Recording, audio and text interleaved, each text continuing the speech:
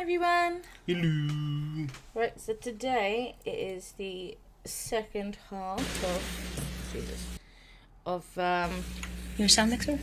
Excuse me? Your sound mixer? Arnold. Yes. All right, ready to three? Katherine Arnold. Do I stand? It's up to you.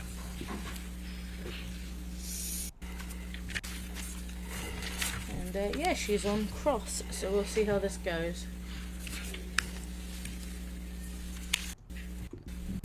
Miss Arnold. Hello, how are you? So you repeatedly testified about what you were asked as the Depp-Waldman statements. You don't have any knowledge whether Mr. Depp knew of the statements that Mr. Waldman made, do you? Only with association with Mr. Waldman, correct? You don't know when the first time Mr. Depp learned about those statements? I don't know. No. And the association you're talking about is that Mr. Waldman worked from time to time as Mr. Depp's attorney, correct? Objection, Your Honor, may we approach? Okay. It seems like he's going into trying to dismantle the last part that they were talking about. Mm-hmm. But I mean, she is an entertainment industry consultant. So, I'm not exactly sure on the line of questioning he'll be going into. Mm-hmm. Like, would it even make sense? Oh, gonna be fun later on with the Warner Brothers. Oh, yeah. Well, that'll be out on the 3rd. Yeah. All right, and I understand that you're testifying as a damages expert, and we're in two hats, talking both about Mr. Depp's damages and about Ms. Heard's purported damages. Let's talk about Ms. Heard's damages first. You understand that you have to testify as to damages that resulted from the Waldman statements, correct? That was my analysis. Most of your testimony, however, was just simply testimony about things that occurred after the Waldman statements. That's what I was tasked with, yes. Right. The mere fact that there were activities after the Waldman statements doesn't establish that the Waldman statements caused any damages, does it? When you look at the time frame of when the Waldman statements came out and you look at what was going on with Ms. Heard's career prior to the statements and what happened after the statements, it's very clear to make that correlation that they were caused by those statements and the campaign that followed afterwards in terms of the negative social media. Well, all right, that's an interesting thing. The witness this morning actually described the notion of what's correlation and what's causation. And correlation does not imply causation, does it, ma'am? I'm not an expert in semantics. Okay. But you're an expert who is purporting to say that Ms. Heard lost between $45 and $50 million, and I'm trying to understand where you put the link between the Waldman statements and all the other activity that occurred since then. As I stated and very clearly wanted to make sure that everybody understood was that it was a time frame between which the Waldman statements were made and the negative decline in her career started happening, and in discussions with her agents and her publicists, there was a very tight timeline and a very close link to when those statements came out and when everything started pulling away from Ms. Heard. Right, but what you're talking about is just a link in time. You do not put any causal connection between what Mr. Waldman purportedly said and the damages that Ms. Heard purportedly suffered. You have no idea whether Mr. Waldman's statements caused any damage to Ms. Heard, do you? Well, actually, both the words in the statements were used as hashtags in the campaign, as well as when the statistical and the investigative analysis was done on the social media campaign. It turned out that 1 in 4 of the statements had Waldman or Waldminian in them. So that was another connection that I was able to make between the defamatory statements and the negativity that the studios and the product endorsements and the television and the press connected as well. All right, let's start. Hang on. I thought Amber was also countersuing for defamation. Yeah. So she's not proven that there was malice. No. Or, well, she's suing Johnny. She's not proven at all that there's any malice in what Waldman said. Whereas with Amber, there is a paper trail of her malice intent. Yeah. That's what caused her to lose. Yeah. Because there was a literal paper trail. There's no conspiracy to ruin Amber's career. You could make that argument because after he made those statements, it could be that she lost her career, but to me, it seems more like the case that when she came out with her article, then she had pissed off so many people in the industry. They all started talking, little bits here and there.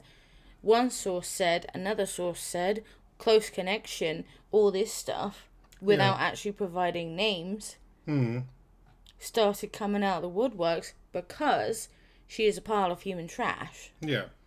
And how she had behaved had caused her to have quite a few enemies / people pissed off with her. Yeah, also the fact that people taking count of her previous partners and so on. Exactly. Which shows a line of certain behavior. Yeah, but that's not to do with Waldman's statements. No, it does not. But it's further. It proves accuracy into what people were saying about her. Yeah. Like hashtag Amber Heard is an abuser, or like basically multiple hashtags. Yeah. In fact, the whole thing about the turd coming out. Yeah. Hashtag Amber Turd. Yeah. And then whilst the trial was going on, and the whole poo thing come up, hashtag me poo. Yeah. With first principles, if they're true, they're not defamatory, correct? Again, that's outside the scope of my expertise. All right. Let's then go back to what you just testified to, and I think you said the Waldman statements appeared in hashtags. I said words from the Waldman statements appeared in hashtags. Right. And the hashtags that were analyzed, however, don't have the Waldman statements in the hashtag. I've also seen them online myself. Well, but the analysis that Mr. Schnell did, he looked at 4 of them, right? That was Schnell's analysis, and I do believe I remember reading that, yes. All right. And the 25% that you just raised, that's Mr. Schnell's analysis. You didn't do that. He did it. Correct. All right. So you know what Mr. Schnell did. And he didn't look at hashtags that contained the Waldman statement words. He looked at justice for Johnny Depp, right? That's one of them, yes? One of them, of the 1.2 million hits that you talked about, that was 900,000, 984,000? Well, also in my conversations with Mr. Schnell, we talked about all the words that were in the statement that also appeared. So what he wrote in his report and what I had in my conversation may not have been the same thing. Ma'am, I don't want to hear about your conversation with Mr. Schnell. It's part of what I relied on, and I'm allowed to talk about that. All right, so your conversation with Mr. Schnell, let's move beyond that and let's talk about what the other hashtags were. Amber Heard is an abuser. That's not in the Waldman statement, is it? The fact that she was called a hoax can be related to Amber Heard as an abuser, but no, those words were not used, correct? Right. No, it can't. No. No. Her abuse, the hoax thing, this might sound really like I just have to get it out because it just seems like it's... Hoax does not equal abuser. No. Hashtag Amber Heard as abuser is because the recordings of Amber admitting that she hit him, that she chased him around, the other recordings of where she was laughing at him, all the recordings, because up until that point, they'd been denying it, there'd been positive press pushed out, her PR team were on must have been on some sort of prescription to keep up with the amount of positive publicity that they were spreading everywhere. But when all the audio clips come out, that's where the hashtag come from. Yeah. Adam Waldman saying that her abuse claims were a hoax and stuff like that is because it was. Mm-hmm. She did conspire. Yeah. It was a hoax. He didn't abuse her. No. Like, to try and make a link between the two, it's a stretch. Yeah. And we just don't like Amber. That's not. A little it feels like yes. No, it feels like saying a unicycle is a car because it got a wheel. The fuck? Yeah. There's a stretch. It's stretch, but Technically. Technically. Not in the Waldman statement. Correct. All right. An Amber turd is not in the Waldman statement. Correct. Right. None of those things are. And in terms of the use of the words fraud and hoax, that appeared in only. Hang on. They just don't. Be related Just have to to Amber look Heard's at her abuser, but face. no, those words were not Okay. used. Correct. Right. And we just don't like Amber. That's not in the Waldman statement. Correct. All right. An Amber turd is not in the Waldman statement. Correct. Right. Oh, None of she's those got a things are. face And in on. terms of the use of the words. yeah, She has a mask on. She's trying to look at her, look down the camera. yeah. You ain't fooling anyone. You ain't fooling anyone. She probably screamed after this day. Yeah. She probably got really pissed off at Elaine for letting him say that stuff, Yep. not stopping him. Look at Rumble, and he's like, I wish I could see her turds. Fraud and hoax. That appeared in only 6.5% of the millions of tweets that Mr. Schnell analyzed, right? I don't have his definition or his report in front of me, but we can look at it together if you'd like to. Right. And you said Waldman appears in 25%. Waldman or Waldminian. According to Mr. Shell, yes. All right. But that's your only evidence, however, that any of this activity has any link Make it clearer. to Mr. Waldman. Is that correct? Clearer. Well, no, we also look at the timeline because those campaigns were not active prior to the Waldman statements, and then they started appearing, so there's some connectivity there as well. He needs to make it clearer. There's you've not seen any evidence in this trial of anybody associated with Mr. Depp in conspiring to ruin her career. Yeah. That's what he should say. I don't think he can word it like that, but that needs to come across. It needs to, and I'm not sure if I hope he does. If he does it, it's a. It's a big miss. Yeah, because that's what they're essentially just relying on a bunch of tweets. Yeah. And her downfall. They're not mentioning the fact that the recordings coming out, that there's been other evidence that have been played, audio evidence that's been played in this trial, that was released by somebody. Yeah. They didn't. What caused her downfall in her career is her, nobody else. Yeah. So, and he's not making it clear enough, and I think it's as if he's just tiptoeing around. Yeah. Mr. Depp bears no responsibility for the social media campaigns. He doesn't. If the social media campaigns caused Ms. Heard to lose her ability to generate income, that's not the Waldman statements. That's a social media I'm going campaign. to object, Your Honor. May we approach? Okay. Wow.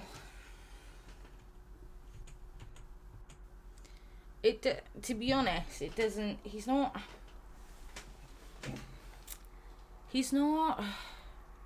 The cross is not. It's not the. It's not sitting right with me.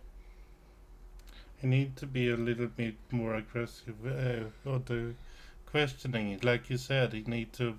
He needs to make it painfully clear. Yeah. There's no other evidence.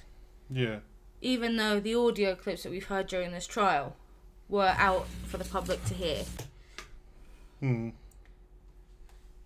you not think that maybe that had an effect on her career? Her own statements, her own words? Yeah. Do you not think that maybe that would have led to her career, her own actions? Yeah. It's not being made clear at all. All right. So I'm just looking for all evidence of the causal connection that you claim exists between the $45 million of damages that you assert and the three statements made by Mr. Waldman? Well, I also looked at Ms. Heard's career after the divorce proceedings and other lawsuits that she was either involved with or was discussed. And her career might have had a pause, but she was able to overcome that when she did Aquaman and she did The Stand, both very prominent productions.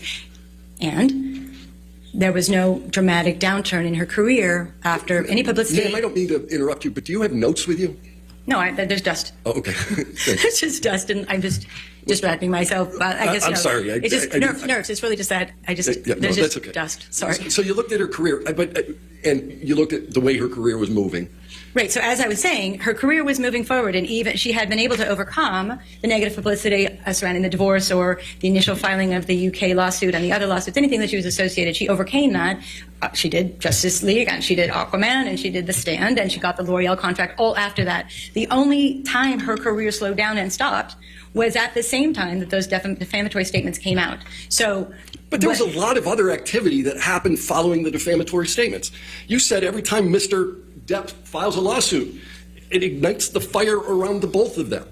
Right? No, I actually said it ignites the fire mostly around Mr. Depp. That was excuse me, please. I'm sorry. That was in context of when I was asked about Mr. Depp's career. That was not in context of when I was asked about Ms. Heard's career. It's not the same fire? It is and isn't. Who's the protagonist in the case in the UK was Mr. Depp. Ms. Heard was a witness to that case. She was not a part of the case. So most of the negative press went. There was enormous amounts of negative activity around Ms. Heard as a result of the UK case. Isn't that true? There was negativity, yes, about both of them in the case, yes. Right. Substantial amounts of negativity. Right. Right?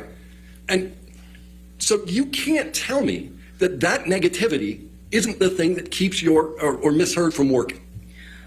Well, again, it was a close time frame. The negative statements were a much closer time frame to the press and publicity around Aquaman and The Stand than the UK case, which was months later. So, again, I will look at the defamatory statements as kind of the igniting force, and it was promoted and kind of more oxygen was put on the fire when the UK case came out. So it kind of became a snowball effect of the match was lit and it kept getting stronger and stronger. Right.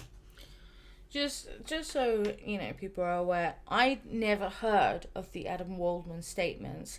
And bearing in mind, I'd been watching That Umbrella Guy's videos about Amber Heard and Johnny since about, I think, 2019, 18, somewhere around that. I think it was 2019, maybe even 2020. I don't know. It was before this case. I had heard of stuff before the UK case as well. The first time I heard of the Adam Waldman statements was during this trial. Yeah. That was the first time I'd heard of it. Yeah. And I'm not saying that, my word is law or anything like that. My memory is the only one that counts. But I'm pretty sure that's possible. I'm pretty sure that could be accounted for most people that knew of this stuff. I mean, I probably heard it in a video and just didn't think anything on it. Because I had no idea who Adam Waldman was. No. Like, cool, he's a lawyer for Johnny Depp. Does that mean every statement that Elaine Brederhoff makes is on behalf of Amber? No, because that'll be ridiculous. Yeah. It'll be like trying to say, it'll be like trying to blame, I'm going to say TikTok simply because it's the most relevant app. Well, do you remember the Tide Pod challenge? That wasn't on TikTok, that was before TikTok. But do you remember? Yeah. Yeah, it would be like blaming the people who did that originally for all the idiot kids that decided to do it. Yeah. It's not their fault. Nope. Or like the old people that, before that, all those people that try to copy Jackass. Oh, yeah. Well, they I don't think... When Jackass, that got severely hampered because of basically, even though they had warnings everywhere, and each of them said, don't do this, don't try this at home, don't do this, kids still did it. Yeah. And essentially MTV kind of, were like, lawsuits, we don't like those. Yeah. And then came the movie. But Ms. Heard isn't claiming a causal connection between the UK case and her damages, right? No. All right. And you can't distinguish between the UK bad publicity and the bad publicity that derived after the Waldman statements. What time frame are you talking about with the bad publicity from the UK case, so we can at least be specific on time frames? Well, you talked about a 5-year time window.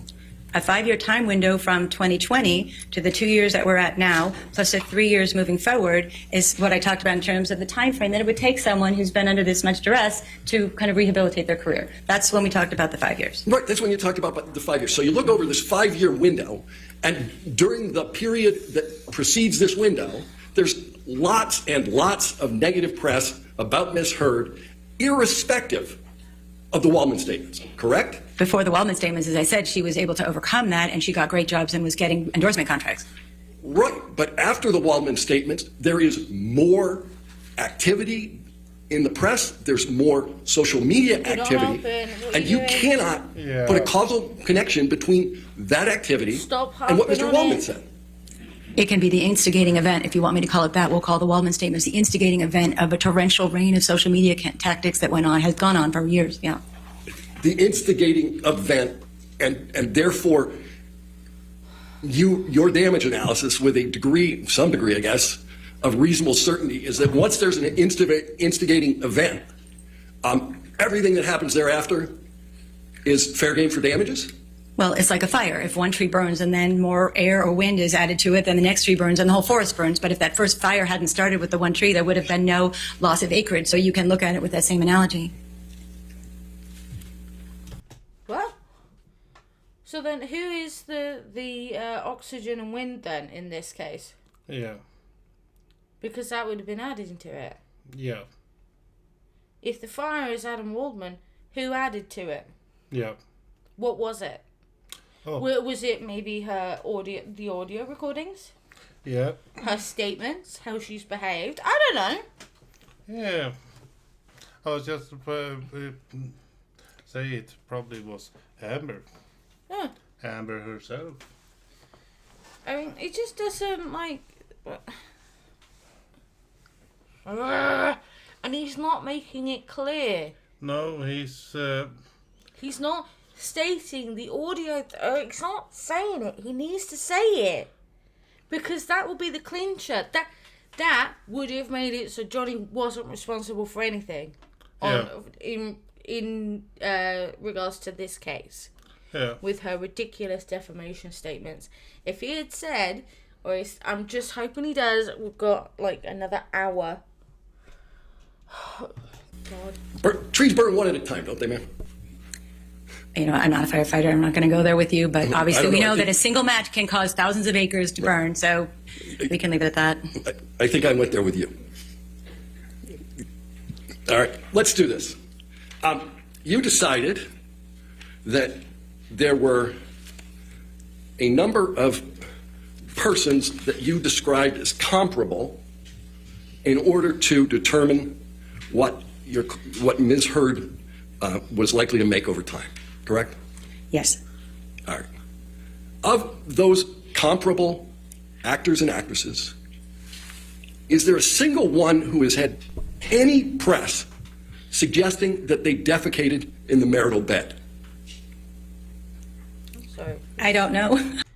Those comparable actors and actresses, is there a single one who has had any press suggesting that they defecated in the marital bed? I don't know. I have no idea. You would agree with me that that is a negative influence with respect to Hollywood? If one believed it, yes. Yeah, if one believed it, it was reported. Well, they're going to believe that 2-3 pound fucking teacup Yorkies did a massive dookie in the bed. The shit was bigger than them. Yep. Hyperbole. But there's no way. There's no way. Unless their arse was literally taken out. Like, someone shoved their hand into their arse and yanked that turd out. All of the turds. Not just Amber. Just yank them all of them out. There's no way. No way. No way. No. You know, I would have absolutely loved if Johnny and his team brought a vet in. Oh, yeah. Or some, like a zoologist. Yeah. That specialised in canine breeds. Yep. And literally they could just go ask the question on direct. So, we've heard from Miss Heard's side. She's claiming that a teacup Yorkie, this picture comes up of this tiny cute little thing, that this teacup Yorkie made this, and then put the picture next to it so you can see how big it is. Yeah. And have the dog on the bed as well. That would even clinch it even more. Oh, yeah. That this teacup Yorkie made this grumpy in the bed. As a animal canine expert, is that possible? No, it's not. I rest your honour. Yeah. Thank you very much. Literally 3 minutes, done. Yep. And with the amount of time that, because that's also one thing that, because Amber can't take responsibility for anything, that's one thing that she would make Elaine or Rotten Turd fight back. Yeah. So the redirect would be like basically trying to fucking connect the dots on something that's not even anywhere dot-like. Yeah. So they would waste even more time. Yep. In fact, I think by the end, let me just have a look.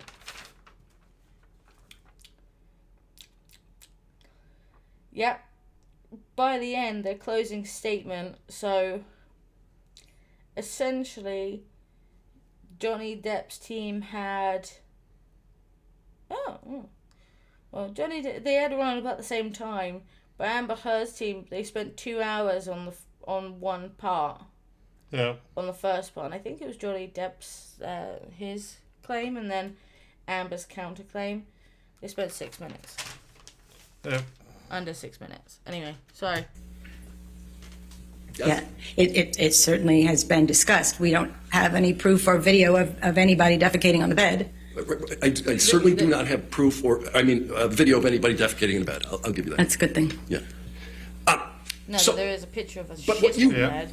What you know is that Mr. Waldman didn't say anything about defecating in a bed. Correct. Right. So all of the bad publicity around that activity has nothing to do with Waldman, right? Waldman, as you said, didn't talk about defecation. Okay.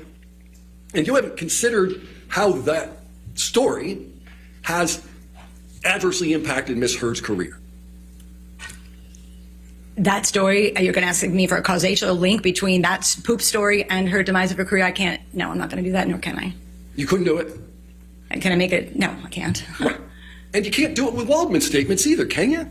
Well, again, I did, and I have, and I stand by them. So You did by just pointing out the time frames are relatively close. the time frame and the instigation and if you will, the rallying of the forces, again, it's like a lit tree. It's going to ignite everything. It's like free game afterwards. So it was the instigating event, if you will, and that's what I looked at, yes.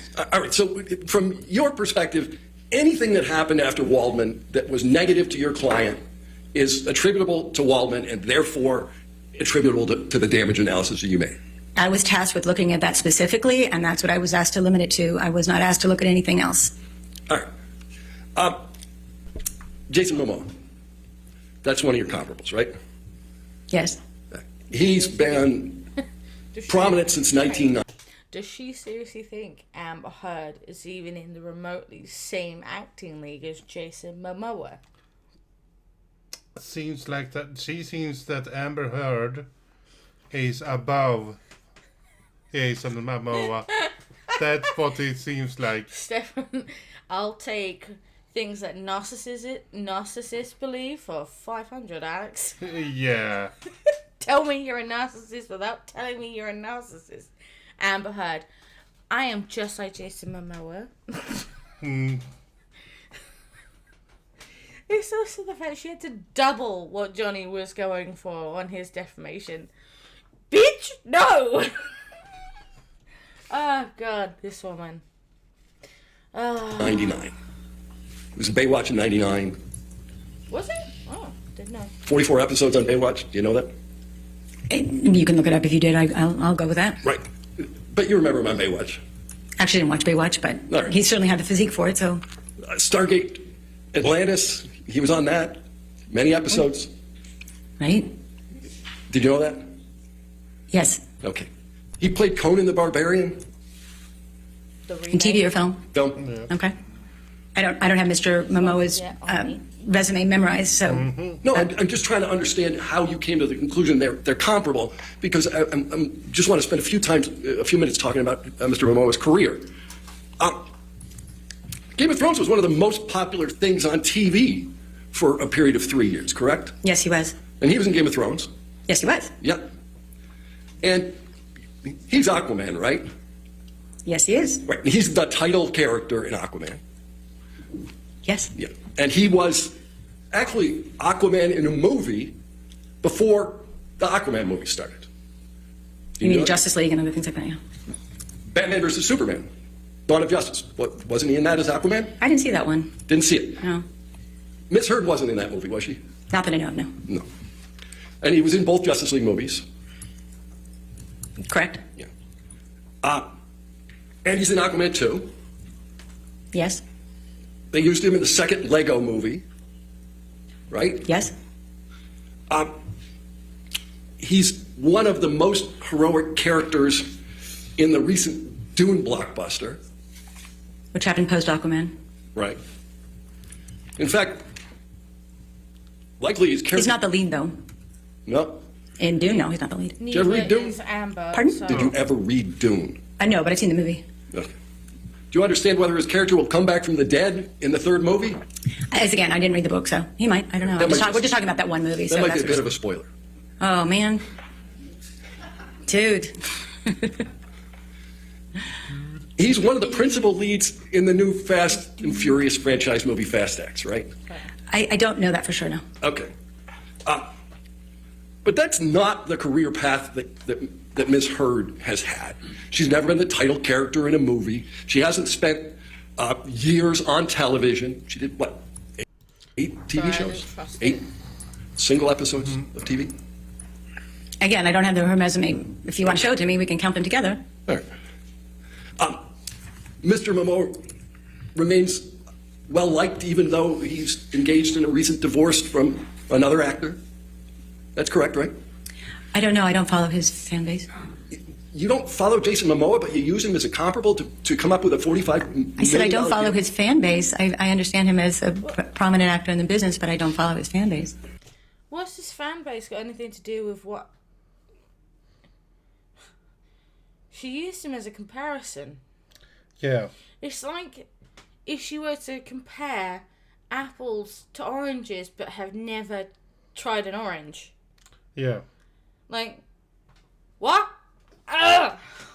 Like I said, she believes that Heard is above Momoa. Well, no, what she's doing is that she's advocating for Amber. Yeah. I mean, we said this in the. Yeah. I think we said it before, but she's not. She's not an expert witness. She's using a character. She's trying to make a character witness. Yeah, that's what. As an expert witness. Yeah. You're not meant to do that. Like, you can't. Because I mean, if you're gonna compare, I'm trying to wonder who would you compare Amber to as an actor, like her career-wise, not as shitty as an actor, like her skills. I mean, the only one that I can think of is Michelle Rodriguez. I'm really bad with names. I'm sorry. She was in Resident Evil. She wasn't a main character, but she was a supporting character. Fast and Furious, supporting character. Oh, yeah. She's been in so many other films and so many things. As supporting Like, you see her, you recognise her. Yeah. Well, I do anyway. I had no pissing idea that Amber was even in Zombieland, for fuck's sake, and I've watched that film loads of times. Yeah, I think Rodriguez is way too high up though. But I'm thinking like career longevity. Like she's not. I don't. Maybe someone can put it in the comments, but I don't think she's been a lead actress. She's always been a supporting actress.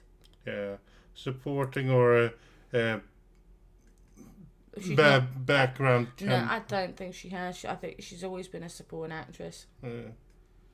And that's what I mean. Like, skill-wise, there is no comparison. Michelle's she's clearly much higher than Amber. Not even in the same league. But career-wise... Yeah. Okay, in that case, yeah. But, like, you don't hear anything negative about her personal life. You don't hear anything about her personal life. No. So, like, why the... Like, that would be the one that you could compare them to. Yeah. Salary-wise. Yeah. Because they've had similar type roles, supporting roles. Yeah. You can't compare lead actors and actresses in their... Like, it doesn't matter if they're a hero or not. Mm-hmm. Like, in a fantasy superhero movie or not. It'd be like trying to compare Amber to fucking... Millie... What's her name? She was... Resident Evil again. Oh, the Kutro or whatever her name is. I can't remember. Yeah. But yeah. the one who played Lilu in Fifth Element. Yeah. Like, you can't compare the two. No. It would like trying to compare freaking Demi Moore to Amber Heard. You can't compare them. The careers are not the same. You can't compare Jason Momoa, Gal Gadot, and you just can't. There's no and Zendaya. You can't compare the two at all. Not even a single bit. No. In that case, she might as well just use Mark Ruffalo, for fuck's sake. Yeah, good luck with that one. Yeah. Like, it just doesn't... It's not fucking comparable. It's just so annoying. And it just, to me, if I was on that jury, I would have instantly not listened at that point, because I'm like, well, that's a really, really shit comparison. Yeah. It's not even a shit comparison. I would use it as borderline manipulative. Yeah. Because, let's face it, like, not many people knew who the fuck Amber was until... Some people didn't know who Amber was until the divorce. Me! Isn't fan base one of the things that you analyze? Of course, you can look at numbers, but I don't keep a watch on his social media feeds. All right. Why not? All right. You indicated that Gal Gadot is in Wonder Woman. Yes, she's a star. She's in fact Wonder Woman. Yeah, no, she's good too. Yeah. All right. She's the title character, and there's been now multiple Wonder Woman movies, right? Yes. Yeah. And even before that, she was in franchise films. Which one are you referring to? Fast and Furious. Excuse me, I honestly don't remember her being that as one of the main characters. I know it's The Rock and You didn't even know she was in the Fast and Furious franchise. I've seen it on her resume, but I didn't. Again, I'm not a fan of the Fast and Furious. All right. You'll agree with me that Wonder Woman is a more prominent role than Mira? If you're going to talk about apples to apples in that exact movie, yes. All right. What about, does Mira have any, self-titled franchise films? Not yet. No. And Miss Gadot played a much bigger role in the movie they were in together. I'm going to mute myself. Still going to react to this, but I need to search for something on Google to see if there was a Mira spin-off comic series. Because I'm not sure if there was. I know that they had a female, the female counterparts to the male superhero, so it was like a female Justice League type thing. Yeah. I'm pretty sure they did. Didn't go so well. Nope. The posters, I'm pretty sure, sold very well for teenage boys, but you know, there be hormones. But I'm not sure if there was a Mirror comic spin-off. So that's why I'm going to mute myself, mute us and look that up so you don't hear the keyboard tip-tapping away. Together, the Justice League movie. In what movie they were in together? Oh, Justice League? Yeah. I haven't counted the screen time, so I can't really say. Okay. You indicated that another person that you compared Ms. Heard with is Zendaya. Right? Zendaya, yeah. Person so famous she goes by one name. I guess when you have a name that's a Z, it works, I guess. She's been on the Disney Channel since she's 13 years old. Right. Right? She won an Emmy. Yes, she did. Right. She was singing and dancing and swinging from trapezes in The Greatest Show, right? Yes. Yeah. She's now been in multiple Spider-Man movies. Yes. She's 10 years younger than your client. Right. Yeah. But this is a person that you deem comparable. Well, as I was explaining to you how I chose them, when you look at superhero characters, there's not that many to pull from. So I worked on pulling characters that were in superhero movies that were about the same age range within 10 years, as you've noted to me, thank you. And also just where her career would have gone. I said that they were comparable. They're not identical. So you can just look at what their career has done either before that superhero movie, then in others, or the one they were in, and then you look at where her career should have gone. Even though she may not have been at the stature of a Zendaya at that time, you can still look at it as a comparable trajectory of what happens when you're in a blockbuster movie. It's just a reference point. It's not meant to be identical. They're not meant to be the same people, or not even have the exact same career. It's meant to be a reference point. Simple as that. So far, everybody we've looked at have been in more blockbuster movies than Ms. Heard. But Ms. Heard was also in the biggest blockbuster movie, and the light that shines on Jason Momoa will also shine on her. So you have to look at it in context of the biggest movie that DC Comics is, and also one of the biggest box office films ever, probably within the top 10, because I've looked at it, right? So that light was going to shine brighter on her. So it does seem like there were some Mirror spin-offs. Yeah. Although then again, it kind of seems like Mirror had a bigger presence in the comics than she has in the films. Yeah. And I think that's more to do with the fact that Amber Heard's acting skills are not up to par with the Mirror character. Yeah.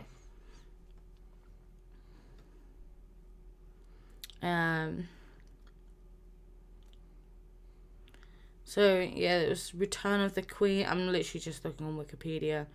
Return of the Queen. Blackest Night. Brightest Day. The New 52 relaunch? What the fuck? It was a 2011 relaunch and retcon of DC Comics. Oh, well, then we can completely ignore that origin backstory, because then that don't count. Yeah. But if we were to go with the original comics, then, yeah. It doesn't... What? What the fuck is this? Oh, God, what abomination is this? DC Comics bombshells? Oh, God. Ugh. What is this? That's like some sort of fan fiction.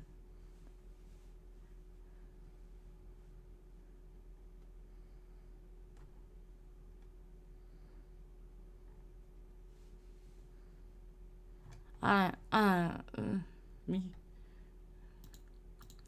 But, yeah. Before they retcon stuff, she did have spin-offs. So, I mean,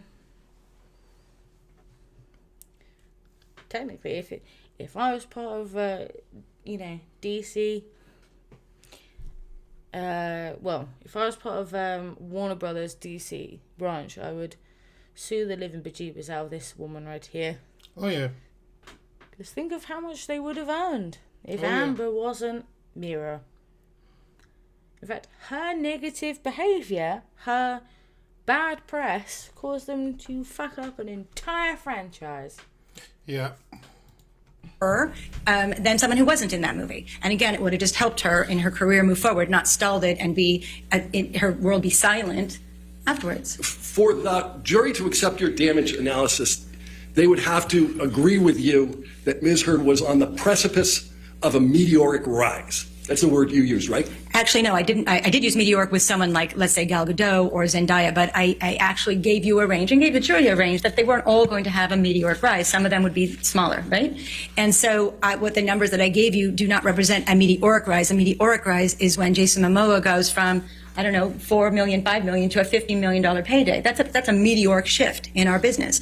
But when someone has contracts that actually go from 1 million to the first one, 2 million, and then 4 million, that is standard for a franchise that is perceived to do well. And so I based those calculations on very specific numbers that were already contracted. I wanted to stay within reality and look at the numbers that were already contracted for Ms. Heard and just move out forward on one film a year, maybe a TV show here or there, and some endorsement contracts, which is very typical for an actor in our business to make that kind of money. It just is what happens. So the example you just used is somebody went from 1 million to 2 million to 4 million.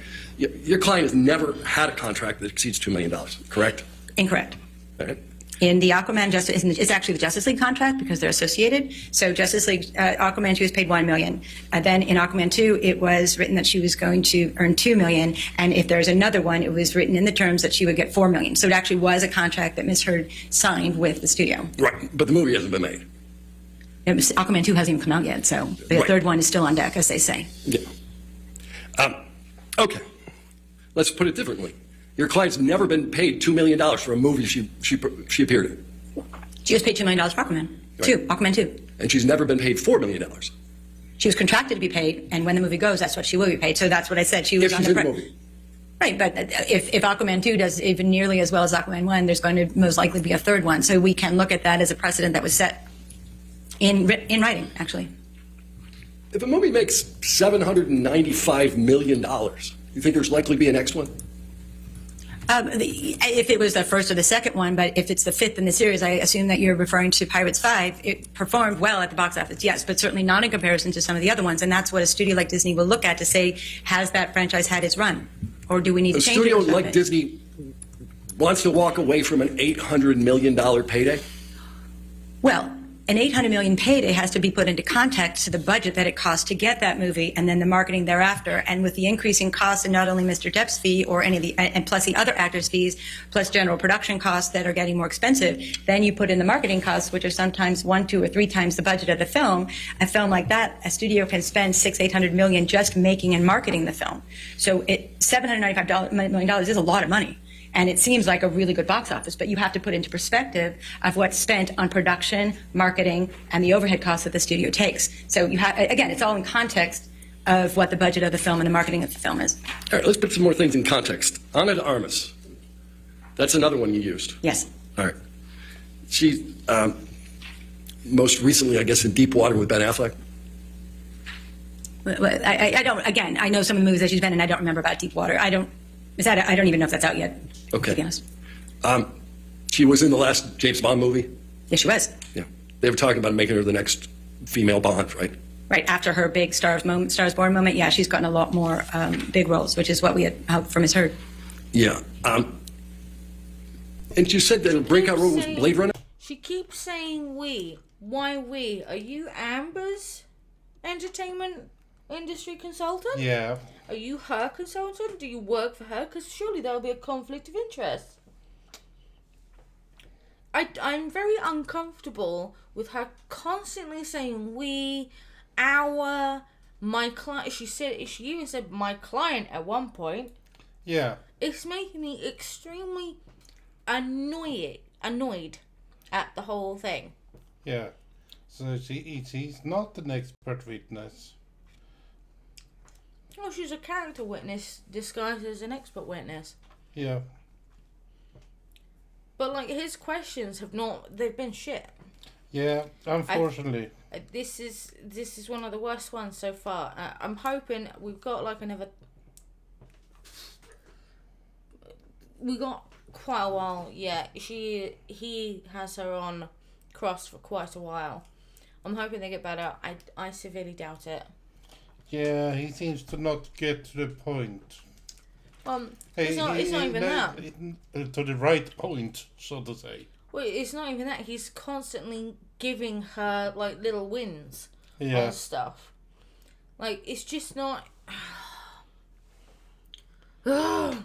This was the one that they needed to dismantle. Yeah. And it's frustrating that he couldn't do the job. Nope. It was like the first big, studio movie that got a lot of attention. I believe that was the one that we can look at as a marker for her, sure. Did you watch Blade Runner 2049? I did. Do you know what she did in the movie? It was years ago. I don't remember exactly what she was in, what role she played, but she was in that movie, and from that, her agents used that as leverage to get her more movies. You have no knowledge that her principal role in that movie was as a gigantic naked billboard? Are you saying that's the only thing she was? She was a gigantic naked billboard. She wasn't in the That's movie. the principal role in that movie. I don't remember the movie well enough to know. Okay. And did you know that she was? I talked a little bit about Ben Affleck, right? Right. He's an interesting example because he's been in a role that's been recast multiple times. You know that role? Oh, yeah, We're talking about Batman? wasn't it? Yeah. Batman. Yeah. All right. So the title character in that DC series has seen how many actors? Several. Right. Michael Keaton, He was Batman. Val Kilmer, You're a movie buff, yeah. yeah. Christian Bale was Batman. I think he was. You're right. George Clooney was Batman. Definitely. Yeah. Oh, yeah. I guess Robert Pattinson is now Batman. Don't know. Okay. Yeah, he is. But you're taking an absolutely iconic role that the DC universe has recast 4, 5, 6 times, correct? Correct. So just because you have the role in the first movie or the second movie doesn't mean that you get it in the third movie or the fourth movie. Unless it's contractual. Right. But you no. Unless it's contractual. They wouldn't have put that in as contractual. No. They just wouldn't. That's not. Years ago, yeah, maybe. Yeah. TV series, most likely yes. Yeah. Films, not so much. Exactly. Especially nowadays. I mean, they've recast. One of the first ones that I remember was Back to the Future. Yeah. Like, did you know that Michael J. Fox wasn't originally meant to play Marty McFly? Yeah. I don't know you mentioned that for me, Matt. I don't remember what the main guy that was aiming for. What do you mean? The one that was... The original one. Yeah. Well, I can't remember him either. But then again, I think that just shows you his career or like they are. Yeah. But Michael J. Fox was already on a TV series. Yeah. He very Back to the Future, which is a cult classic at this point, Yeah. could have been extremely different. Yeah. Like some of the humorous, comic relief parts that Michael J. Fox was able to bring, the other character didn't have it. He took the character way too seriously. Yeah. And they had to reshoot like a lot of. They had to I'm trying to think of how far they were. They hadn't completed the film, and I'm not sure if they were halfway, but they definitely had shot enough for basically it to be considered that the film gets trashed because it's cost money. Yeah. And reshooting is going to cost even more money. Yeah. So, yeah. In fact, I think there's even a part which they left the original actor in. Okay. But it was on credit. It was like it was one scene, and you kind of have to pause it on the correct frame. I can't remember. There was a documentary made about it. I can't remember for the life of me. I can't remember what scene it was, but I just vaguely remember that they left it in because you couldn't see his face so much. Yeah. But the original actor that was going to play Marty McFly was taller than Michael J. Fox. Yeah. And slightly just different build. Yeah. So it just you can tell if you really look or if you've seen the film enough. Yeah. But anyway, sorry. So, Now, let's look. Oh, Ana de Armas. She's like the new Marilyn Monroe on Netflix too, right? I believe so. She was also in Knives Out, which is probably even a bigger breakout role for her. But again, I chose Blade Runner because it's a similar thing. You have to start somewhere. But Knives Out probably was her big moment in time. Yeah. All right. The other person you picked was Chris Pine. Chris Pine is in a superhero movie, Wonder Woman. He is in Wonder Woman. He's also, well, Star Trek being a blockbuster, but not necessarily a superhero, right? Yeah. He was in both Wonder Woman movies, right? Yes, he plays the love interest to Gal Gadot, yeah. Yeah. On Star Trek, in the Star Trek franchise, he plays Captain Kirk, right?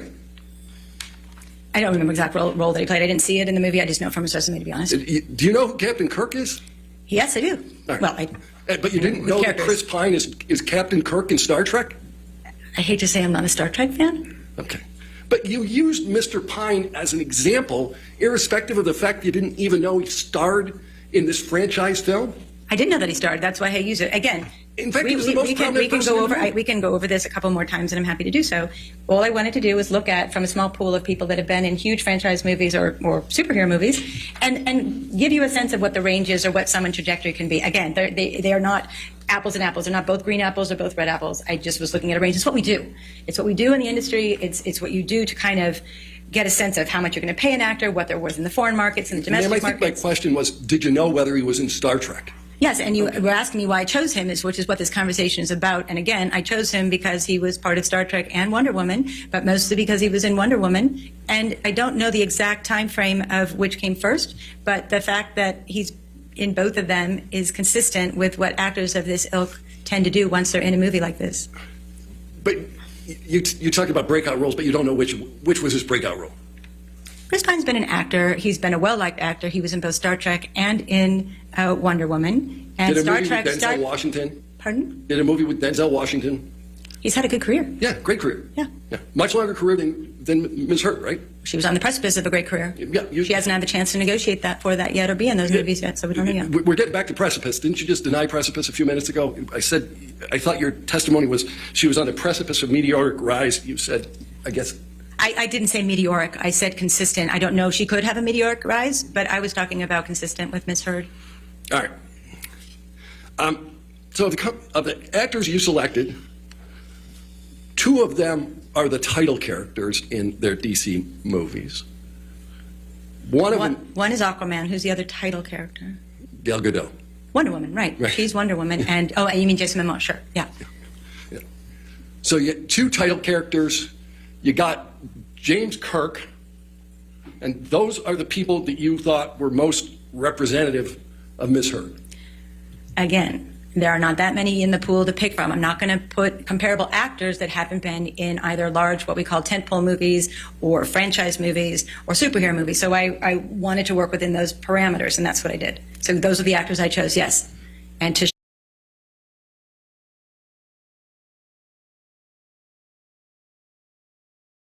one of the actors you chose had a much longer TV career than Ms. Hurd. Again, they were all in superhero or franchise movies that did very, very well at the box office. And there are tons of actors and actresses who are in superhero movies that don't have meteoric rises thereafter, correct? Not when they're the lead character with Jason Momoa, but to your point, there are many actors that have no career prior to a breakout role and then have a meteoric career and have had no career prior. So you don't always just look at the past. It's helpful, and with Ms. Hurd, she had good reviews, so that's what I looked at. But if you look at other actors and they have their first role and all of a sudden they become a superstar from one role. So that happens in our business. It just does. All right. With respect to your comparable actors, you have no personal knowledge as to how much any of them were compensated over the period you reviewed. Incorrect.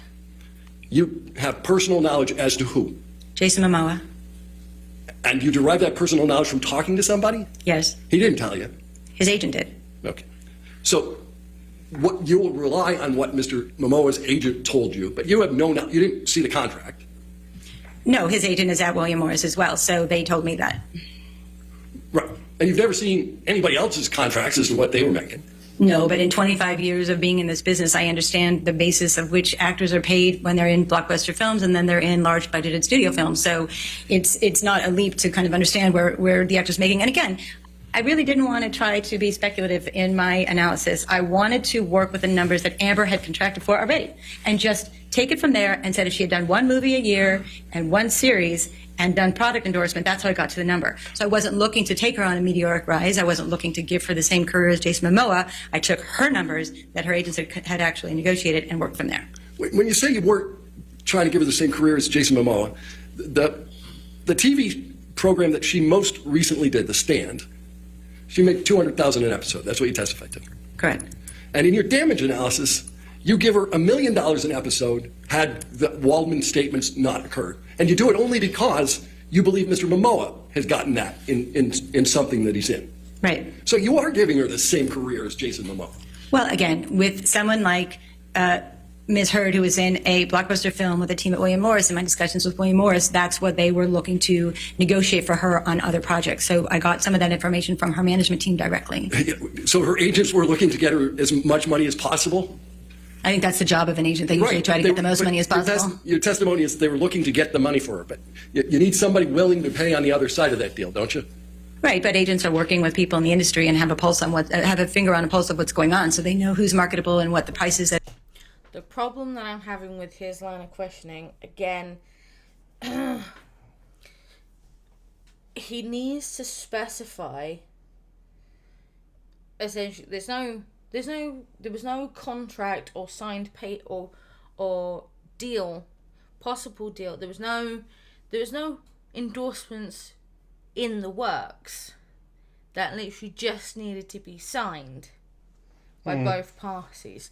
You have no paperwork to confirm that she had any of these endorsements, TV shows, movies. You had none of that, and yet you still come up with 50 million as a loss of damages, whilst dismissing Johnny Depp's claim of 50 million for Pirate 6 for simply there being no paperwork. Could you not make the same argument for Amber Heard's side? Yeah. I mean, at this point, I would hope that he would ask, did you see any contract? Yeah. Did you see any paperwork for this? Yeah. Did you see any proof of this? He's doing a very horrible job right now. It's Very horrible job. It's why we're muted, because every 2 minutes you'd hear us going, "That's not right," and like just complaining. That's why we're muted, because it'll be the same thing over and over and over. Yeah, it's like on repeat right now. Like, ask. Yeah, no, he's doing very, very bad job at the moment. Very bad job. All it seems from so far, and we've got essentially another 40-ish minutes. I'm hoping that, I'm hoping it changes, but at the moment, all he's doing is giving her ample time to provide more explanation and give her more confidence on her bullshit stuff that she's saying. Yeah. He's not picking at the, I really hope he gets to it, because she literally dismissed Johnny Depp's claim for loss of earnings because there was no paperwork associated with it. Mm-hmm. But Amber, like I said, there was no paperwork. It's all speculative. Yeah. Johnny Depp's damages have been from 2016 Yeah. to 2022. 6 years. Yeah. He would do 3 films a year.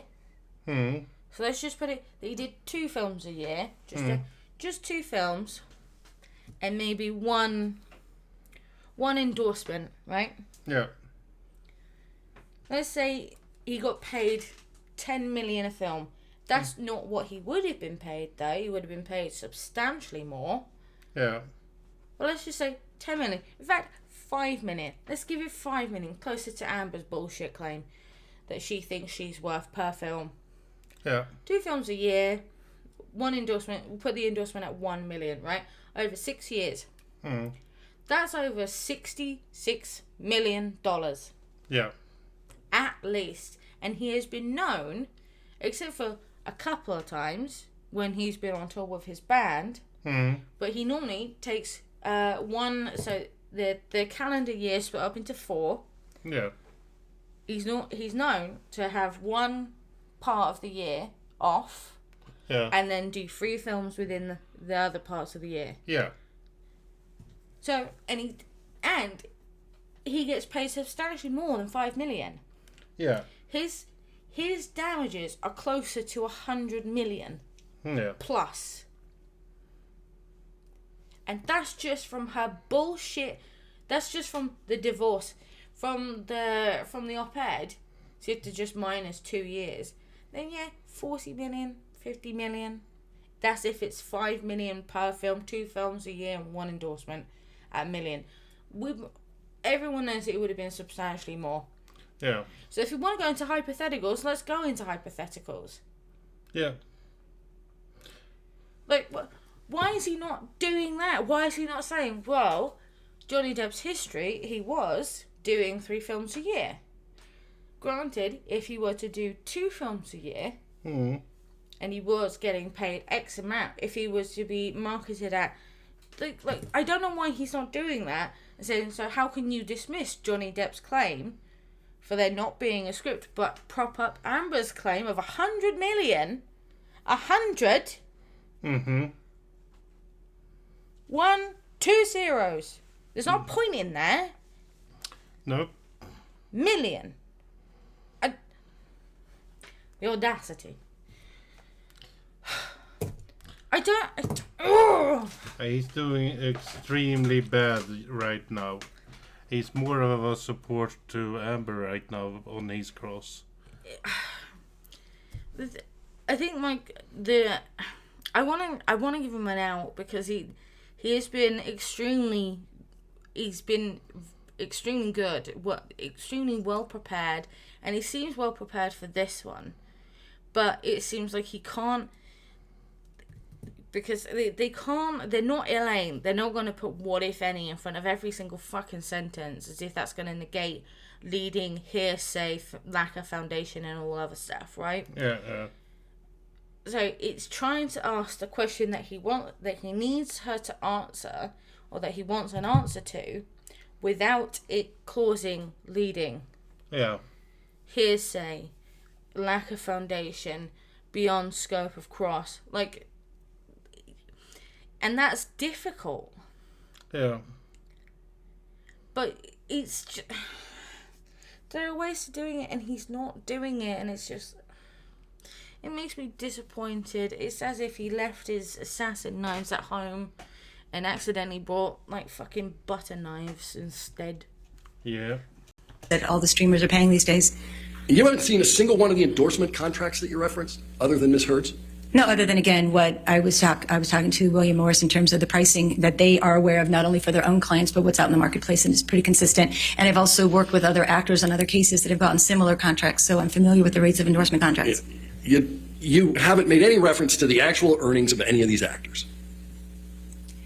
Again, as you do an analysis, you put together the numbers that you know from both your experience and the marketplace and the agents that are working in the marketplace. So together, that's how I created those numbers, and mostly using Ms. Heard's numbers specifically and giving her a very steady career, which is what she had prior to Aquaman.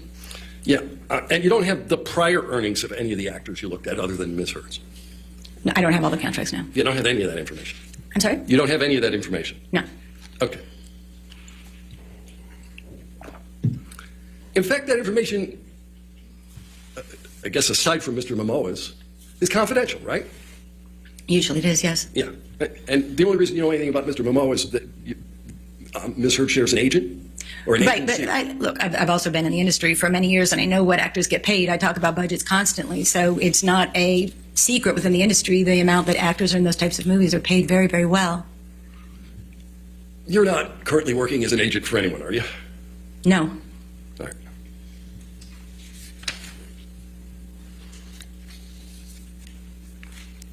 So, the salaries of these comparable actors, did they form some basis for your opinion? No. Okay. So your opinion, as I understand it, is that Ms. Heard should have been able to renegotiate an existing contract. Which is standard in the industry as well as with her agent Do specifically. you know if it's standard with Warner Brothers? I'm sorry? Do you know if it's standard with Warner Brothers? I don't know if it's standard at any of the studios, but it is standard for agents to renegotiate, and oftentimes are successful when the film is done so well. Right, but what you're talking about is there's an existing contract where Ms. Heard has made a promise that she will do the next movie for, in this instance, $2 million, right? Right. And what the agent is trying to do is to get Warner Brothers to say, hey, you should pay her more than your contract says because you like her? What?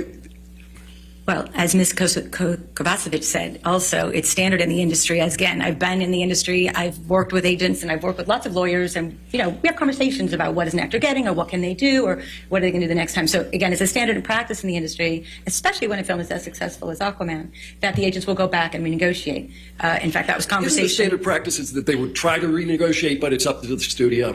Sure, but oftentimes in a movie of such as the nature of Aquaman, they're very successful, usually. But the entirety of your analysis assumes a renegotiation with a studio for terms that are double what the studio had already got a promise from Ms. Heard she would work for. Correct. All right.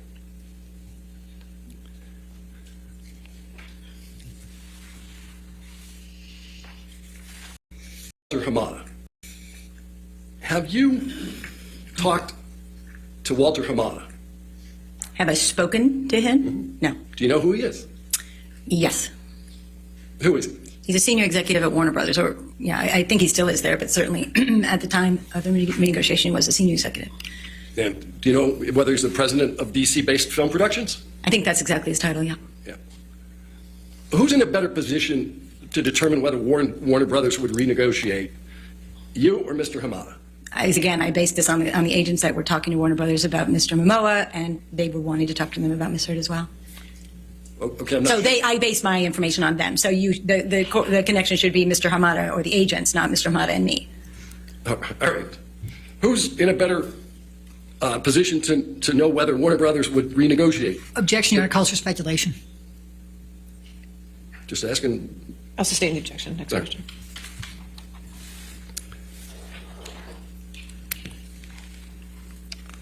Do you review any testimony from Mr. Hamada? I did. Did you understand that Mr. Hamada says that they want to hold hold the actors to their deals? That was a philosophy that he said Warner Brothers had, yes. Yeah. Did you understand that Mr. Hamada said that nothing Mr. Depp did impacted her compensation? I don't remember that part of the testimony. You have it available for me to read? Yeah. You don't know whether Mr. Hamada testified. Did anything Mr. Depp said about Amber Heard affect her compensation? Again, I don't remember. I don't recall that testimony. No. Do you know whether Mr. Hamada indicated whether he even knew who Adam Waldman was? Again, I don't remember the conversation about Hamada and Waldman or Depp. And you don't remember whether Mr. Hamada made any statements as to whether anything Mr. Waldman said affected Ms. Heard's compensation? In my experience, studios don't talk about how or why they make decisions based on publicity or conversations. They're not going to try. They're going to be very protective of all the relationships. So that's just natural. Yeah, unless you can get them to testify under oath at a deposition, right?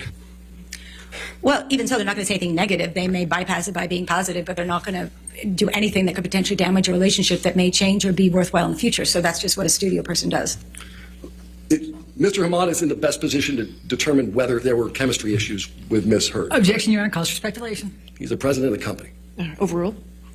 I don't know how involved Mr. Hamada was on a daily basis in terms of chemistry, but I do know that Warner Brothers did a chemistry test with Ms. Heard and Mr. Momoa before she even got the role. She went in and did what they call a chemistry test. So that was to actually see whether there was good chemistry between them.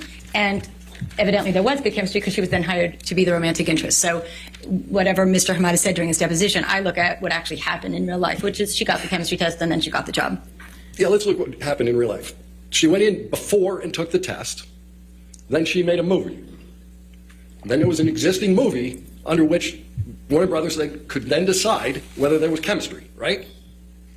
The movie worked. It made over $1 billion, and they're all over the poster. If they didn't think that there was chemistry, they wouldn't have put Ms. Heard on the poster next to Mr. Momoa. So, you know there were multiple posters for the Aquaman movie. yes, there always are. That's standard. And that 3 out of the 4 posters, the standard posters for Aquaman, didn't even feature Ms. Heard.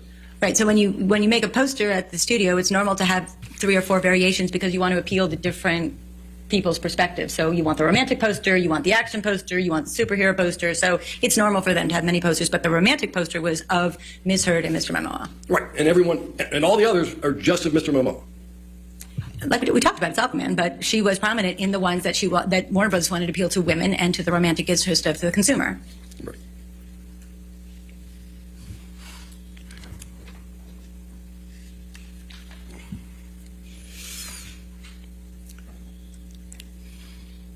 What, absent Mr. Waldman's statements? Well, the ones we know about specifically that she was in conversations with was a movie with Gail Garcelle Bernal, I believe that's how you say his name, at Amazon, which is what Ms. Kovacevic said. And she was also in consideration for a movie called Ambulance with Michael Bay. But again, after the Waldman statements, nobody would talk to the agents, and so they weren't able to garner more. Oh, she also had a movie that she was interested in producing that a good friend of hers, or a friend of hers or colleague, was doing. So there was at least those 3 that I read about. Those were 3 movies that she was being considered for, but you don't know what movie she was going to be in. Well, again, they stopped the conversation after the statement, so we don't know where they would have gone, of course. But she was in consideration for all of them, and given her fame from Aquaman, that would have helped all those movies. So it would have made a lot of sense. You're projecting movies way out into the future that you have no knowledge would ever have gotten made. Well, that's what we do when you talk about comparables and economic damages. You talk about the future. That's standard in our industry as a forensic expert and in the industry. That's how movies are financed, as a matter of fact, is by forecasting what happens in the future. What connection do you draw between Mr. Waldman's statements and the reported reduction in Ms. Heard's Aquaman 2 role? Again, it's the timing of it all. It's the timing of it all. And also, they were going to take her out of the movie after the statements, and they put her back in. And then can I talk about the emails that I read? I'm not sure at this point, but so when you say they're going to take her out of the movie, when you have an option, you literally have the option whether to include the actress, right? That's what it means. correct. Right. So they can choose to exercise the option or not exercise the option. Entirely up to them. Correct. And they have, that particular studio, to your knowledge, has repeatedly recast even major figures in their DC movies. We talked about Batman. What about Superman? You know, I think I'm more familiar with the Batman actors. I think there have been a couple actors of Superman, but depending on how the movie performed, if a movie doesn't perform, they'll look for other actors. If they want to go a different direction or reboot a franchise, they will look at different actors. So if the movie's successful, they're not likely to change the actors, especially not in the second one or the third one. Another reason they'll look for a different actor or actress, if the actor or actress is charged or asking too much money to play the role again, correct? Yes, not in figures under $10 million, but yes. Yeah, if you're asking for too much money, you might not get your role again. And your analysis assumes that Ms. Heard could double her money. Well, her contracts doubled her money from each one to the next, so it wasn't that large a leap to do that, especially when the agents had told me that was what they were considering and what they'd been discussing. All right. Have you seen the script of Aquaman 2? Personally? Yeah. I did see a draft. I don't know what the date was or when it was or where in the succession of the rewrites it was. I did see one draft, yes. You don't know what Warner Brothers has in mind for that movie in terms of the kind of movie it's going to be? It's a superhero movie. Right. It's supposed to be like a buddy comedy, right? I don't know. I don't know about a buddy comedy. It's an action movie, superhero movie. I don't know. Who's Patrick Wilson? Patrick Wilson. I've heard that name in terms of an actor, but I don't know Mr. Wilson. All right. Do you know if he appears in Aquaman? Again, I don't know him by name. If you want to show me a picture, I can, or a clip from the movie. All right. Do you know if Mr. Wilson appears more frequently in Aquaman than your client does? I didn't count the screen time when I watched the movie. It was a long, even when I watched it again, I didn't count the screen time of anybody else.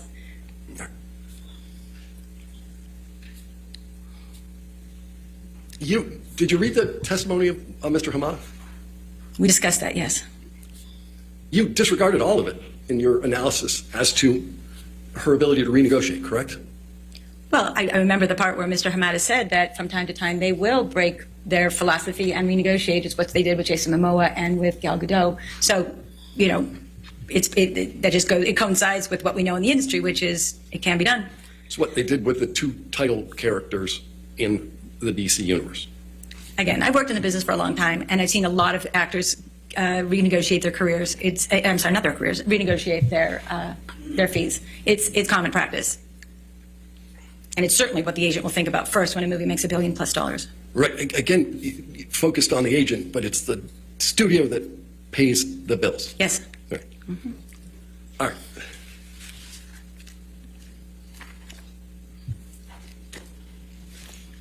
Your Honor, I have a fair amount more to do. Continue. I'm sorry? Continue. Okay. I didn't know if we were going to 5:30 today or not. Every day is 5:30 day. Okay. No, we may not even need to get there. Every day is 5:30 All day. right. Perfect. All right. You talked about Ms. Heard's endorsement deal with L'Oreal. Yes. And that L'Oreal has concerns about using her because every time they try to use her, people respond negatively to her. People don't. The Depp fan base has responded, have posted negative things about Ms. Heard on their campaigns. So, did you say the Depp fan base? Well, people that were using the hashtags that were consistent with the rest of the Depp fan base. Yeah, but there are people posting negative things that, other than things that came from Mr. Waldman, correct? I haven't seen all the. I was just looking at what L'Oreal discussed and what L'Oreal said in their communications. All right. Did you see L'Oreal make a word cloud of the words that were most commonly associated with Ms. Heard in its marketing campaigns? I knew they did that. I didn't see it myself, actually. Right. Do you know what words there were? Again, no. Okay.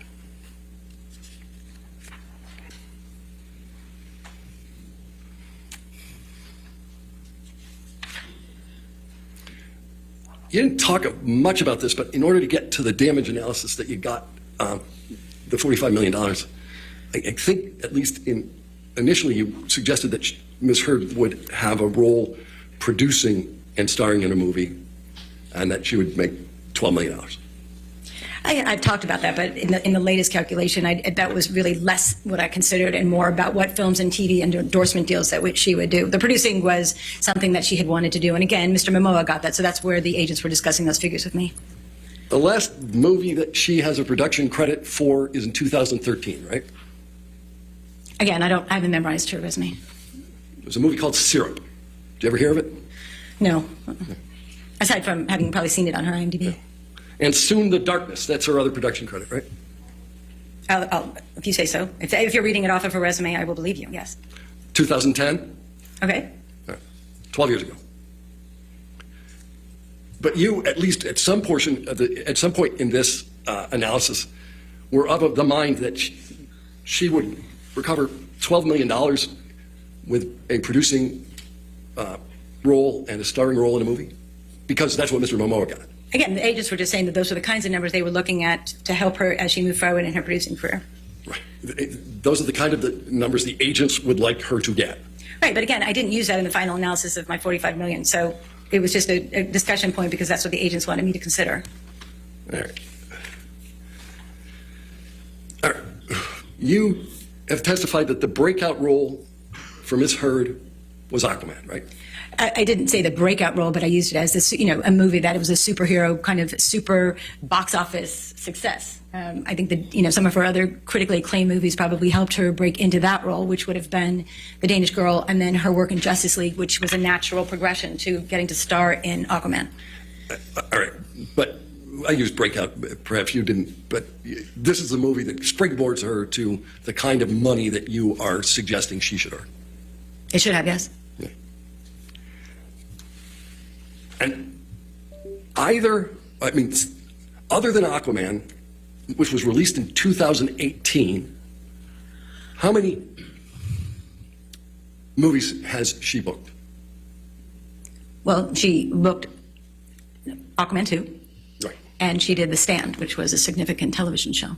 Right. But outside of the Aquaman franchise, she obtained only one movie role, since 2018, right? Right. The industry also knows that she's planning to be on the next movie, and they understand her production schedule, so she's not going to go after films that would conflict with a mega box office movie. So there's scheduling and conflict issues as well that she and her team would consider. So when was Aquaman released in 2018? It's December. It was either December 2018, and then it depends on where it was in the world. It was started in December 2018, and then it moved out, into 2018. How many months between December 2018 and the Waldman statements went by? 12, I think. 15 or 16, if my math is correct. Right. She got one role during that 15 or 16-month period, during the entirety of the post-Aquaman boost, right? She got Stand. Right. And then she was in discussions for other films as they were getting ready to go. But she didn't get another role for 16 months between the release of Aquaman and what you say are the Waldman statements. She got The Stand. Right. She got one TV role. A pretty significant TV role, yes, for a Stephen King novel. Right. She was in a movie, though. I'm sorry? She was in a movie that was released after Aquaman. What movie are you referring to? Gully. Well, I don't know when that was shot, so you'd have to tell me when it was shot. Movies get released at different time frames. Like they can be shot in 2016 and not get released till 2018. So you'd have to tell me. We'd have to look at the actual filming dates of the Gully for me to talk to you about that. She wasn't initially cast in Gully, was she? I'm not familiar with the casting process of Gully. Do you know who Alice Eve is? Who? Alice Eve. Alice Eve. Sounds familiar, but I'm not recalling who she is. She's an actress, been in any number of movies. You don't know who she is? Again, I know her name, but I don't know her resume. She's in Star Trek. Great. Right. She was in one of those breakout roles, Star Trek, but you don't even know who she is. I talked to you about Star Trek before. I'm not a big Star Trekian. Okay. Ms. Heard replaced Alice Eve in the movie Gully, right? I don't know the casting process. I don't know who's starring that movie. Do you know what she was paid? Who? Ms. Heard. For Gully? Yeah. Can you tell me when that was in? No, I don't. But what was the filming date of, and what was the start date of Gully? You didn't look at the Gully contract when you were making an analysis of Ms. Heard's damages? I don't recall whether I looked at it or not. Did you understand that she was making $2,190 per week for Gully? Can you tell me when it was shot? When does that contract get negotiated? It's relevant.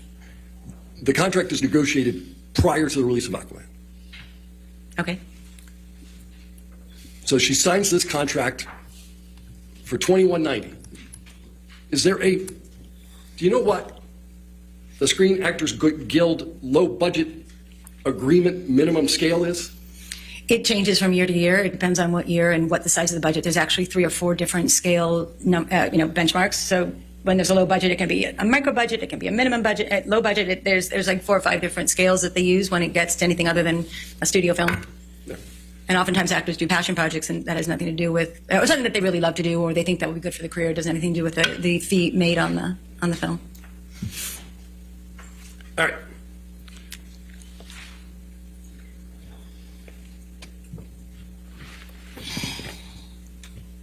What's a loan out? A loan out? A loan out is the corporation that an actor will use so that their money comes in through a corporation, and then that corporation technically loans out the actor's services to the production. So the loan out is the corporation that the actor uses, and then they loan out the services to the production company. It's just really for tax purposes. Do you know of any movie that Ms. Heard booked immediately prior to Aquaman, other than Gully? Well, I know she did Justice League. I don't remember the dates and times of the filming of the other ones. You always have to look at the filming dates. You talked about Mr. Schnell. Gully was in his chart, right? I don't remember where Gully was. Right. Did you look closely at his chart? Pardon? Did you look closely at his chart? At Mr. Schnell's chart? Yeah. I looked at the numbers with respect to the social media campaigns is what I was looking at Mr. Schnell for. Okay. Do you know whether any of the dates of the Waldman statements even appear in Mr. Schnell's chart? I don't remember. Okay.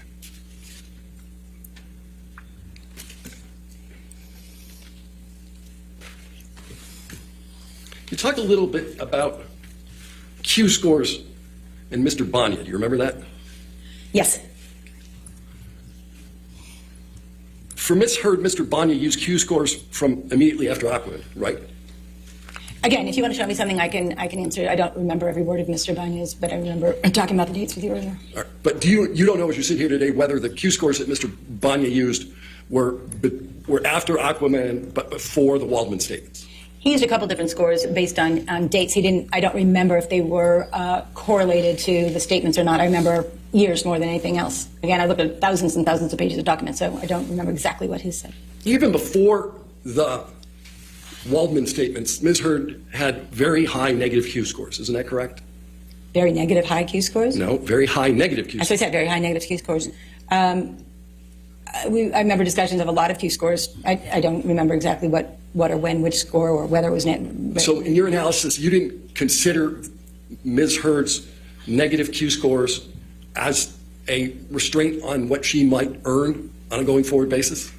No, Q scores change all the time. Ms. Heard's IMDb score has been 1, and it's been 300. Mr. Depp's Q score has been 1, and it's been 253. You know, Q scores change all the time. Scores change all the time. They're based on current events and movie releases. You talked a little bit about Mr. Depp's damages. Did you talk? Who's Jerry Bruckheimer? Who's Jerry Bruckheimer? The producer of the Pirates franchise. Well, he's a huge producer of a lot of movies, but he happens to be the producer of the Pirates franchise. You didn't talk to him prior to your testimony? Personally, no. No. And you didn't have other people talk to him on your behalf, did you? Me personally, no. I did not talk to Mr. Bruckheimer. And you've never spoken with Mr. Bruckheimer about why Mr. Depp has not appeared in a 6 pirate movie? There has been no 6 pirate movie. There is not a Pirates movie titled Pirate 6 yet. Right. Or ever. But you haven't talked to Mr. Bruckheimer as to whether Mr. Depp was going to appear in the movie? From things that I've read in newspaper publications and emails, I've read that Mr. Bruckheimer was uncertain whether Mr. Depp would star in. Right. But you haven't talked to him. And you've never spoken with Sean Bailey about this, right? No. Or anyone at Disney? I actually put a call into somebody at Disney and they didn't want to talk on the record. All right, you called somebody at Disney and they didn't want to talk to you? No, again, as I said, studios don't want to talk about their stars, whether they want to preserve a relationship that may or may not be used in the future. So it's their tendency not to talk about people they are in business with. So you have no personal knowledge why Mr. Depp hasn't made a 6 pirate movie? Well, as I said, there is no 6 pirate movie. Right. But you don't know why? You have no personal knowledge why? I don't work at Disney now. Right. Did you listen to Mr. Wiggum's testimony in this trial? I read Mr. Wiggum's testimony. And Mr. Wiggum said Mr. Depp had a deal for the movie, right? I think Mr. Wiggum did. The other agent, Mr. Carino, said he did not. And as there is no Pirates movie, there have been no deals negotiated, and that's what Ms. Jacobs also testified to. But Mr. Wiggum testified to something else. It doesn't correlate, as we say, to the other 2 agents' testimony. You've indicated that a portion of the reason that Mr. Depp has received a variety of negative comments in Hollywood is that he engages in lawsuits. One of the elements that has contributed to a lot of negative press and attention is due to the lawsuits, and the activity and the behaviors that we talked about earlier have been brought into the limelight.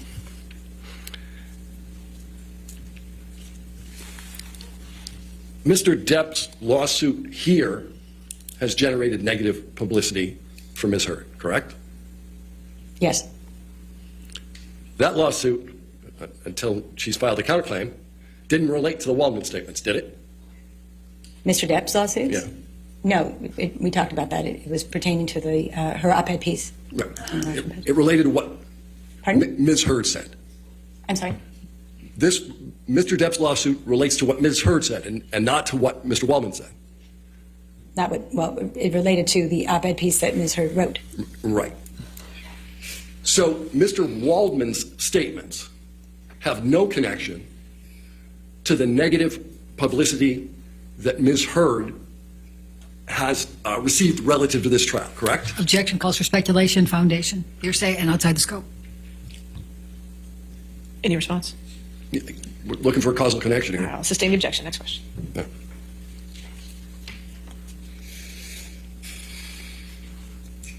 When was the last time you met with Ms. Heard? I only met Ms. Heard at lunch today. Okay, that's the first time you talked to her. First time I met her. Okay. What's your compensation for testifying here today? For testimony, it's $650 an hour. What has been your compensation to date for providing the assistance that you have in this case? I've been working on the case for about 3 years, and over the 3 years, I believe it's around $60,000. You said 60? Yeah, over 3 years. All right. I have no further questions. All right. Redirect. Thank you, Your Honor, and I'm going to make it definitely fit within that 530. That was a whole pile of trash. Yep. He should have been juggling balls instead. Like, I can understand it being difficult, but fucking come on, man. Like, she's smiling because she knows. She knows it was a terrible cross. Although, to be honest, anything Elaine does is going to only work well in Johnny Depp's favour. Yeah. It's so frustrating. So frustrating. And annoying. And just irritating. And just, it's like, it's disappointing. Yeah. We'll Ms. Arnold, you were asked a number of questions about the different social media, the negative, and how do you know that it relates to the Waldman-Depp statements? Do you recall all those questions? Yes. Okay. The social media that was connected, and some of that was your testimony, some Jessica Kovacevic, and some of it was Mr. Schnell, actually tracked the language from the 3 statements from Waldman, correct? Objection leading. Sustained. Okay. What, if any, efforts were made to track the negative social media that caused the damages that you've attributed? Objection leading. Overruled. So L'Oreal did a lot of research. William Morris did a lot of research. Mr. Schnell did a lot of research. And in those conversations, those were also connective tissues to the negative social media campaign and the Waldman statements. And they connected back to those 3 statements? Yes. correct? Objection leading. And what, if any, connection did they have to those 3 statements? Again, we talked about this earlier. We talked about some of the hashtags being similar. We talked about the Waldman or the Waldminion. So there were a lot of connective tissues between the negative social media campaigns and the Waldman statements. Okay. And I'm going to jump because I think this is part of this. So you were asked some questions about Mr. Hamada. Do you recall that? Yes. And asked whether he testified that whether anything Mr. Depp said or anything Mr. Waldman said had anything to do with their initial decision not to exercise the option to augment 2. Do you recall that testimony? Or that, those questions? The questioning, yes. Okay. Now, the testimony from Mr. Schnell tracked the 1.2 million tracers to January 2021, correct? Objection leading. Do you remember what month that was until? Right. So when Mr. Schnell did his analysis, it was from April of 2020 to January 2021. And when did Warner Brothers tell Amber Heard and her agents they were not exercising her Aquaman 2 contract? It was in February of 2021. All right. And what, if anything, did Mr. Hamada say about whether the reason they did that was because of the 1.2 million negative social media tweets and Instagrams and other communications? Objection, no foundation. Had any impact? Sustained. Right. Next question. Are you aware of whether he said anything about that? I recall in the Warner Brothers file. Objection, hearsay. Sustained. Do you know whether that had any impact? Objection, hearsay. I'm asking now. She's allowed to rely on hearsay. I'll sustain the objection. Next question. All right. You were asked a whole lot of questions about the different comparables. And so I'm just going to go to this again. Of all. So, lo and behold, Elaine is bringing it back for Johnny. Good for Elaine. Well done. We always knew she was a good fan. Big fan. Yeah. Big fan, Elaine. I bet she's one of those people that has costumes for her cats. But instead of having like a variety, they're all of Captain Jack Sparrow. Oh, yeah. Or Edward Scissorhands. Oh, yeah. Edward Kittenhands.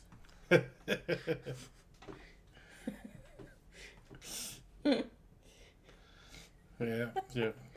I'm trying to think of like a cat one for Jack Sparrow. Cat the meow. Pirates. Pirates, yeah. Pirates of the Caribbean.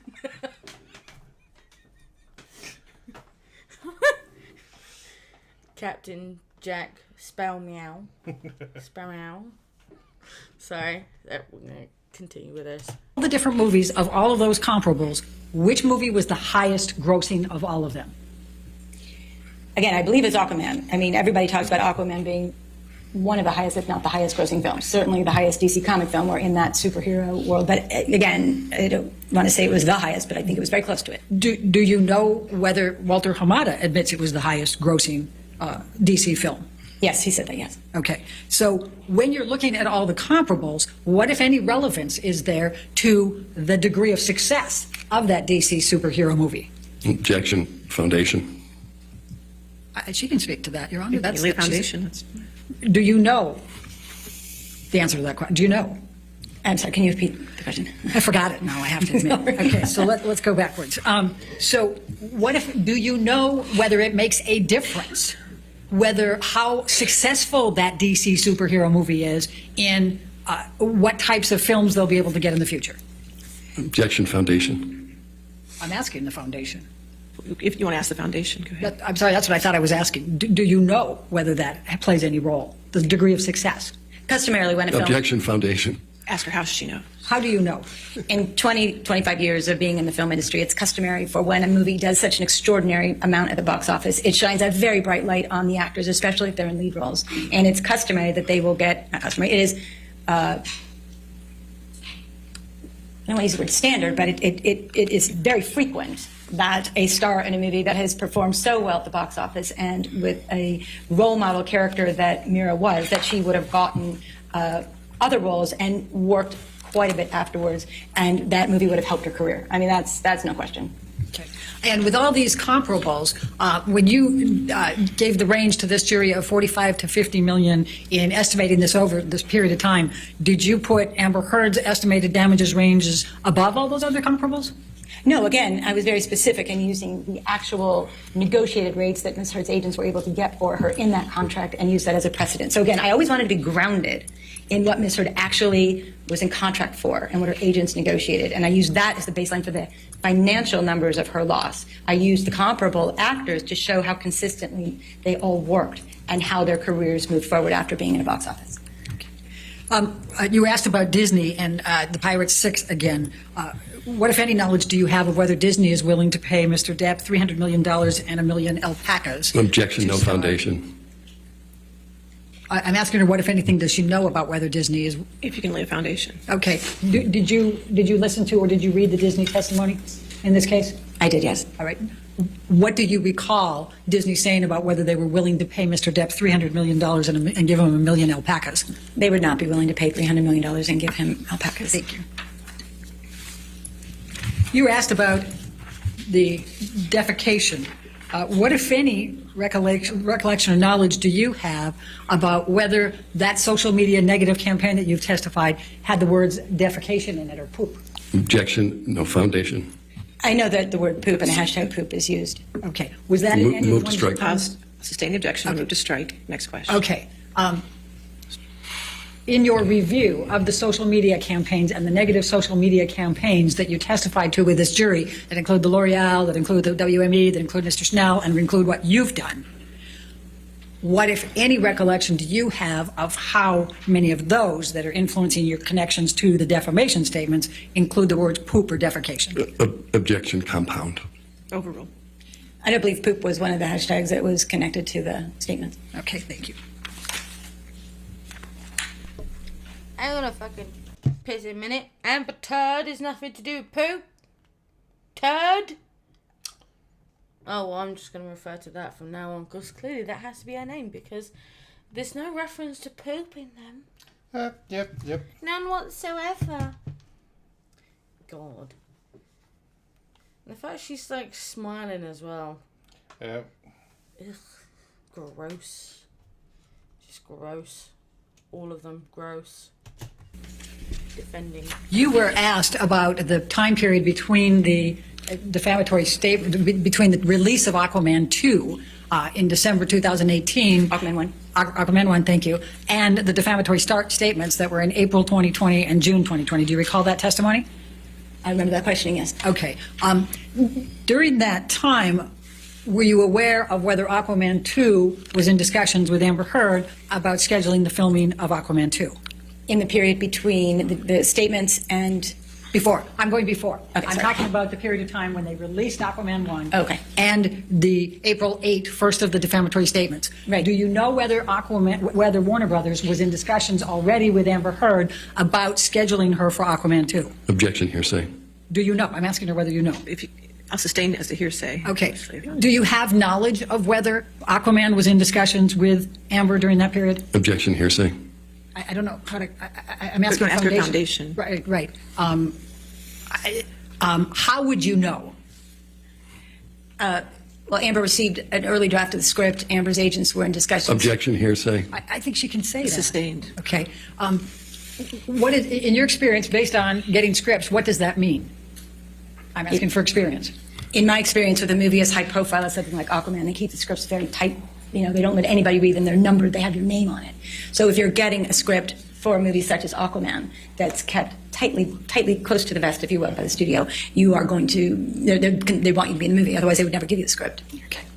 And so if a script was given to Amber Heard before the first April 8, 2020 defamatory statement, what would that suggest? Objection.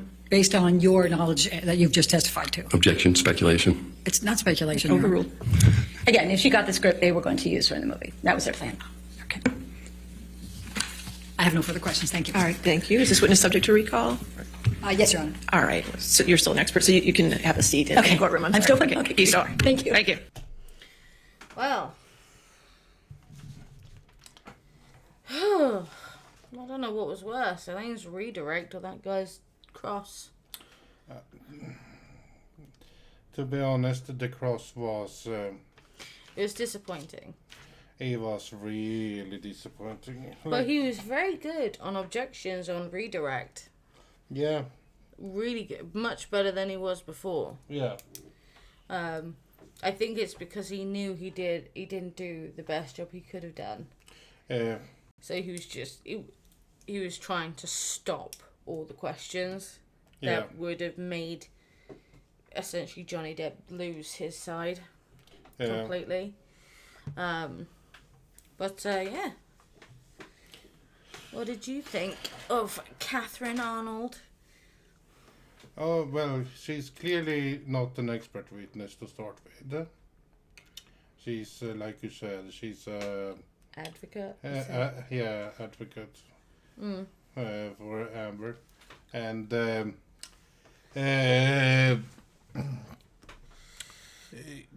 sorry, I was standing up. Now I forgot what I was meant to say also. But yeah, no, this was horrible. It was a nightmare.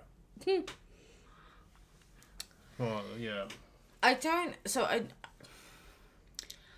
like the fact that she kept using inclusionary terms relating to Amber. Yeah, we and my client. Yeah. Ours, like our, not an hour, but our client. Yeah. And the thing that she said, it was on direct, so it would be the last video. She said, I think that's what you're looking for me to, and then Elaine cut her off. Yeah. But it's very clear she was going to say, I think that's what you're looking for me to say. Yeah. Meaning she's been coached. Yeah. Which granted, there are going to be some... You're going to go over the questions and some hypothetical questions. Yeah. But coaching is different, and I'm not 100%... I'm not American, so I don't... And I've not been to court, so I'm not 100% certain if you can actually... If coaching a witness is even allowed. I don't think it is. No. Because if you're coaching a witness, you're not... Their statement is not true to them. No. It's what you're essentially, you're telling them what to say. Yeah. Which is not what you're meant to be doing. They're meant to be giving an honest...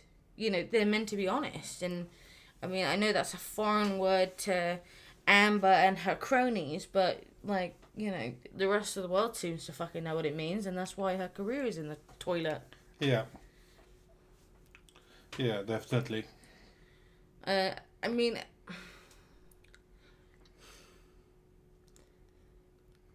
I think, to be honest, Katherine Arnold, she was a win for Amber. Yeah, definitely. She was the only thing, because her story was, bullshit. Yeah. Her abuse claims, total horse shit. Just her,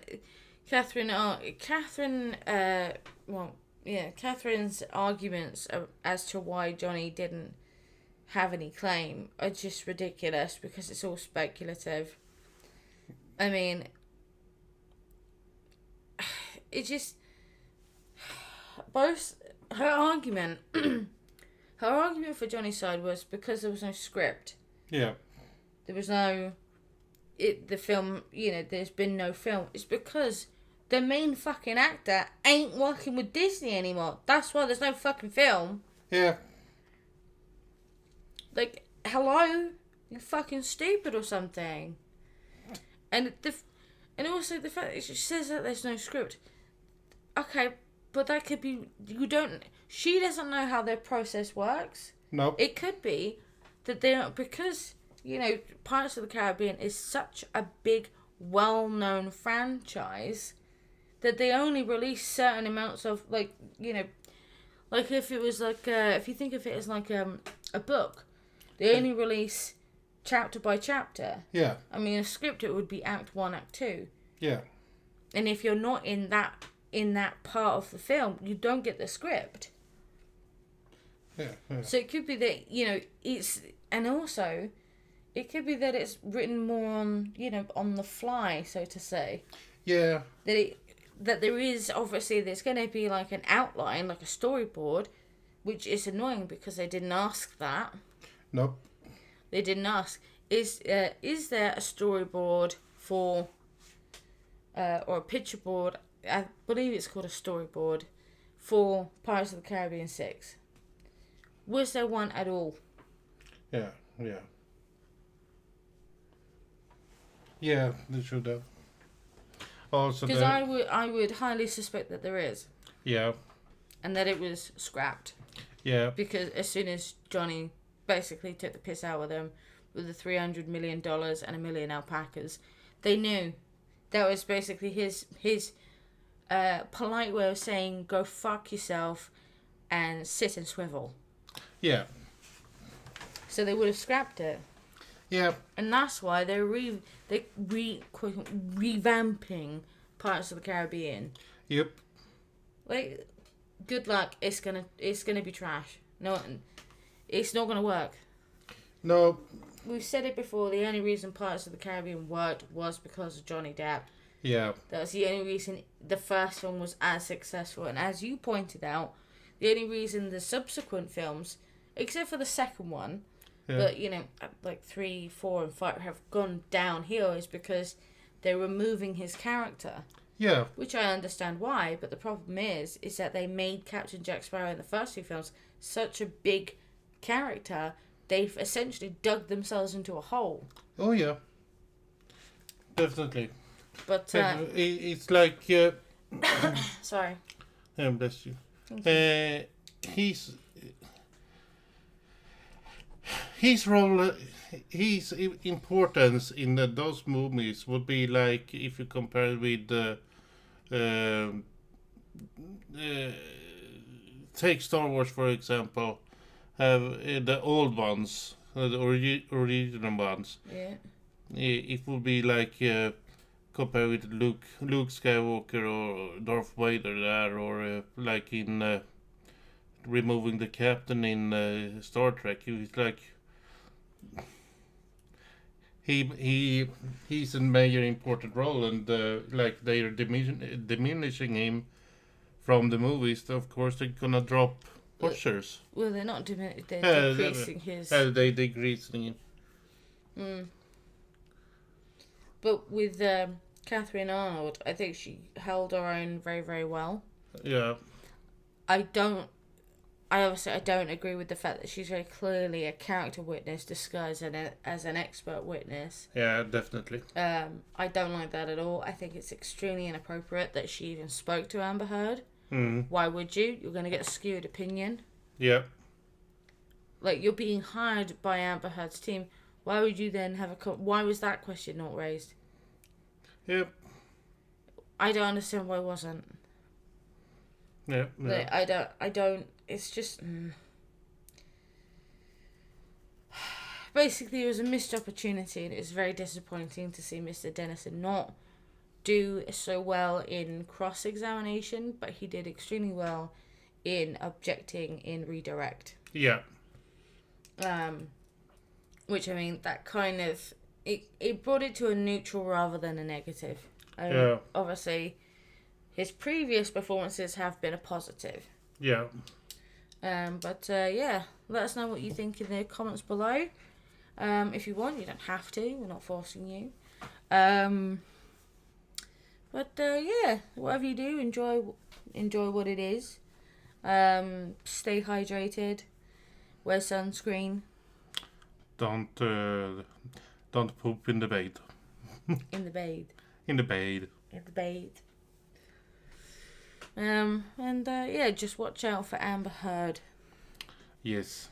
She's a slippery little bitch. She might take a shit in your bed. Oh yeah, when you least know it. Imagine if you were with someone that tried to do that. Oof. I went. Johnny said he laughed. I mean, yeah, I would laugh as well. Yeah. Because you can't do anything other than laugh. It's No, so ridiculous. Yeah. But yeah, anyway. Have a good one, guys. Bye. Bye-bye.